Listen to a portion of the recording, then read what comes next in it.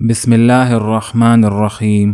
حضرت ابوبکر صدیق رضی اللہ تعالی عنہ ایک دن کھانا کھا رہے تھے تو آپ کا دل کسی میٹھی چیز کھانے کو چاہا۔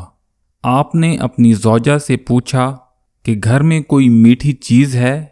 تو زوجہ نے جواب دیا کہ بیت المال سے جو کچھ آتا ہے اس میں کوئی بھی چیز میٹھی نہیں ہوتی۔ کچھ دن کے بعد حضرت ابوبکر صدیق رضی اللہ تعالی عنہ نے دیکھا کہ کھانے کے ساتھ حلوہ بھی دسترخوان پر موجود ہے۔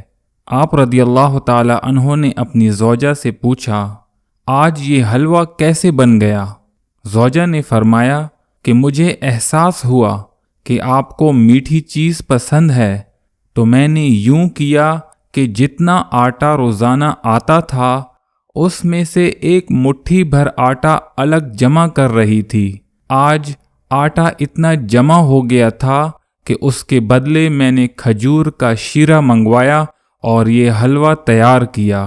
آپ رضی اللہ تعالی عنہ نے حلوہ تناول فرمایا اور بیت المال کے محتمم کے پاس جا پہنچے اور ان سے فرمایا کہ جتنا آٹا ہمارے گھر آتا ہے اس میں سے ایک مٹھی آٹا کم بھیجا کرو، کیونکہ ہمارے ہفتہ بھر کے تجربے سے معلوم ہوا ہے کہ ہمارا گزارا مٹھی بھر کم آٹے سے بھی ہو رہا ہے۔